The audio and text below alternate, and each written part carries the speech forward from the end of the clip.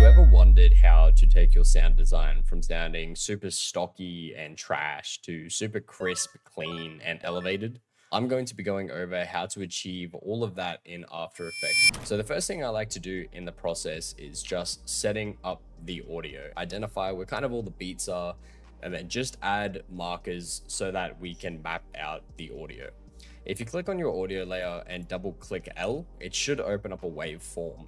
This is one of the modes, but if you come up to the composition here and right click, you should be able to find a setting called rectify audio waveforms. If we click on that, it becomes a duplicate of itself. I'm just going to keep mine on the rectified audio waveforms. As you look through the waveform, you should be able to see that most of these peaks are where the beats are. Now, if you go up to edit and click on keyboard shortcuts and search add layer marker, it'll tell you what your keyboard shortcut is for adding little markers. What we're going to do is we're just going to come through wherever we see these beats and we're just going to add a marker. Now, one thing that you would have noticed is that there were also hi-hats in here that we could also use as a place for transitions or effects. They are a little bit harder to see in the waveform. So if you just listen back through, whenever you hear it, just place a marker. I know that the first thought to come to mind is how am I going to add this many transitions or effects? There are major beats in the audio, so beats that are more impactful than the rest and more hi-hats that are more impactful than the rest. And these are the ones that you usually go for the transitions, etc. Now that we've gone through and identified where most of the major beats or hi-hats are, there are two ways you can go from here. Number one is you can do the visual component of the edit. Common way to go is to do the sound design first and let that lead the visual side of your edit. So what I have now done for just the ease of the explanation of the video is I've marked everywhere where I think a major hi-hat or a major bass drop was, where I think a transition would fit before I actually do the visual component of the edit.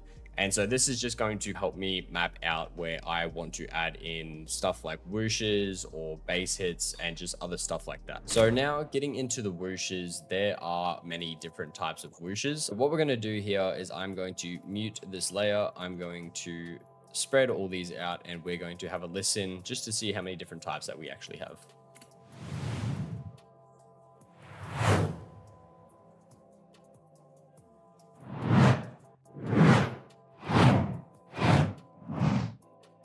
So really that was organized in a bit of a slower to faster whoosh pace. But there are also another couple of things that you can notice with the whooshes, stuff like the pitch, how high, how low they go, how long they take to fade out. A lot of these whooshes, like this one in particular, is actually, you could say, around the same length as most of these other ones. The fade out is just quite a little bit longer. And this can actually be made artificially, even with these smaller whooshes, but we'll get into that more a bit later. Now, depending on the whoosh that you use, the shorter whooshes are usually better for fast cuts, quick movements, all that sort of thing. Stuff that's really slow or dramatic usually has a longer and a deeper whoosh.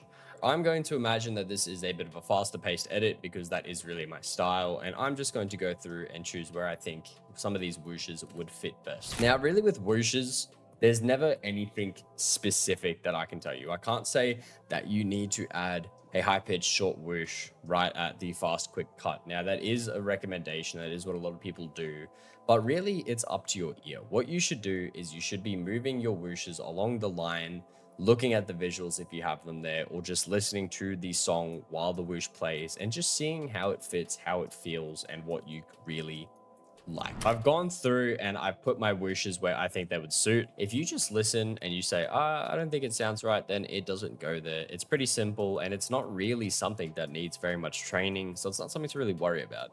Now, one of the most important parts of audio design is layering your audio, and it's pretty simple. You can see I've already done it here a couple times just while on autopilot. I'm just going to listen through to this end part here where most of the layering is, without any of the layers playing, and then we're going to turn off the layering and see what you guys think.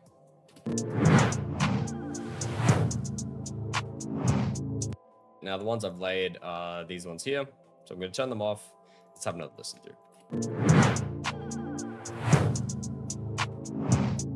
So you can see it was just a lot less full. There was barely any sound, especially on this mid transition where these two are hitting each other at the same time. The sound, the fullness just really, it just wasn't there. Have you ever spent hours just looking for sound effects, but they all just sound stocky and none of them just have that kind of crisp feel to them? There is actually a super simple way to elevate the stock sounds into something crisp and very professional.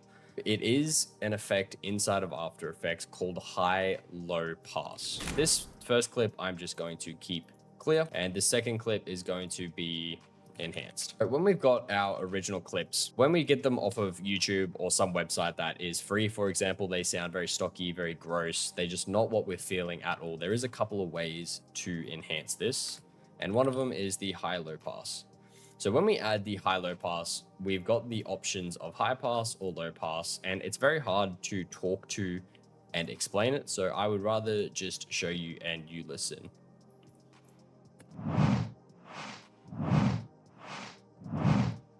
So what you can hear is this one is a lot deeper. It's got a lot more to it. This one sounds more wispy, more radio-y, you could say. The reason why is in the name. It is called a high pass. It is keeping all of the higher frequencies that are in this audio so that it sounds higher, more wispy. Anything that is below this 2000 cutoff frequency gets cut out, and then it leaves it with a lot of a higher sounding effect.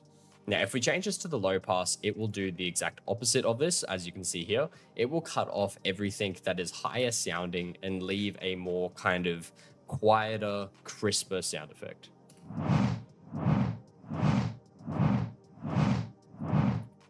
And so either one of these can be used to enhance your sound effects. Some of the effects you'll have will sound too low, and you add a higher pass and you cut out all the lower frequencies and it makes it sound nice and full, nice and crisp. Some of them though, they're just too high, too wispy. So you add a low pass cutoff and it just takes it down a notch, makes it sound a lot more full, lower, and you get a nicer sound effect. Now, another thing that you can do to make your effects sound really high quality is an effect called reverb. The best way I can describe it is it's like an echo effect, but it just adds a sort of natural atmosphere. We'll go clear and then we'll add reverb. If we actually look at the difference between this audio, you can see that it peaks up a little bit higher and then it doesn't drop off. Now, the unfortunate thing about After Effects is with the compositions, when you add things like reverb, it doesn't continue past because the cut clips off. The way around this is to pre-compose this layer, go into the pre-comp, into the composition settings, and then just extend the composition out very far. So if we extend the length of it, even though there's nothing there, it doesn't matter because when we come back out to this main comp, now what we've got is a layer that doesn't really end. Now, when we add the reverb back in, you can see what it is doing now is it is going out. Most of this is from the decay effect. So if we just turn this back down, now we will see the difference. You see it adds a really nice echo to the end of the whoosh and overall just enhances the whoosh sound. Now, if we pair that with something like the high low pass filter, and you see what you've got now is just an absolutely incredible effect. Pairing these two together is just a really easy way to get some professional sounding sound effects without having to pay an arm and a leg. So I highly recommend you just mess around with all those settings and you'll definitely get something that sounds absolutely incredible, especially for the whooshes. Now, the next tip that I use on every single project is just flowing off the end of the music. So if we look at our music layer here, we've got this little end keyframe right about here. What I'm going to do is I'm going to press L on my keyboard, add a keyframe for the audio level, and then come to the end and add another one, fade it out to about -35, and you can see the waveform flows down. Now, what you can do is you can cut this layer and then add a reverb to the end of it. This will just, that extra little echo makes it sound nice and professional. So what I've gone through and done now is I pre-composed absolutely every whoosh, which you should know how to do, and just added the reverb to every single one of them. I didn't bother with the high or low pass because it would have taken me a while. You do have to listen to the whoosh and think about whether you would want it to be a little bit of a high or a little bit of a lower. So I've just went through and reverbed it. Now, as we continue on, there are a couple of sound effects and layering that can only really be done after you have the visuals. So one of them, for example, is a camera shutter. I have very many camera shutter effects, but a lot of these are only really useful if you already know where the camera shutter effects are going to be. So if we wanted to, we can kick off the video with the camera shutter. A lot of these things can also be layered onto the whooshes.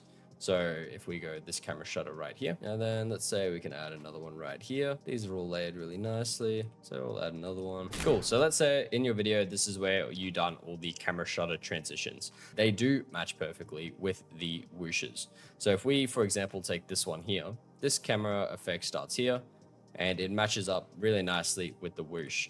This can work absolute wonders. They are very two different sound effects that you wouldn't think you could pair together, but you definitely can. There is another thing that I really want to hit on, and it is impact or boom. So cinematic impacts and stuff like that are absolutely incredible, and you rarely ever use them. They're more of something that you layer onto other sound effects, but they're what you add at the beginning of an edit is personally when I add them the most, or when the most impactful transition is happening. I found that this right here was probably my most impactful transition, and this was the beginning of the audio. So what I'm going to do is just add them both to there, and let's have a listen just to them singly real quick so you have an understanding of what I'm talking about.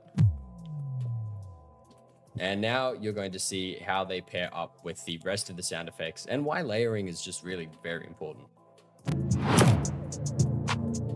It was a mix of a camera, of a whoosh, and of a bass. All three of them layered together. Now, one thing that is also really insane with these impact booms is, like I said, you want them at the beginning of the video most of the time, but one thing you can do is actually time reverse the layer, and you can have it at the end. And so when the video repeats itself, they hit at the same time, and it makes for a really nice repeating video. One thing that really fits in with the impact booms are the rises. So let's just have a listen to these two rises by themselves real quick. So you can see I've got two pretty plain, pretty basic types of rises. One that's really quick, really high, one that is very fast, very long. Now, what you want to do is have these at just before the edit really starts, or like I said, anywhere really impactful in the edit is also something that's really nice to pair it with, or even right at the end of the edit with the bass impact. I do recommend at the start of the edit, you either have it before you start cutting into something really serious. So for example, in some edits, I know they like to have a beginning clip before they start hitting into the real edit. If you don't have that beginning clip though, and you're just jumping straight in, I would recommend reversing it and having it hit out with the bass impact. So now that everything is nice and layered, we've added quite a bit of sound design. Let's just have a listen to it all together.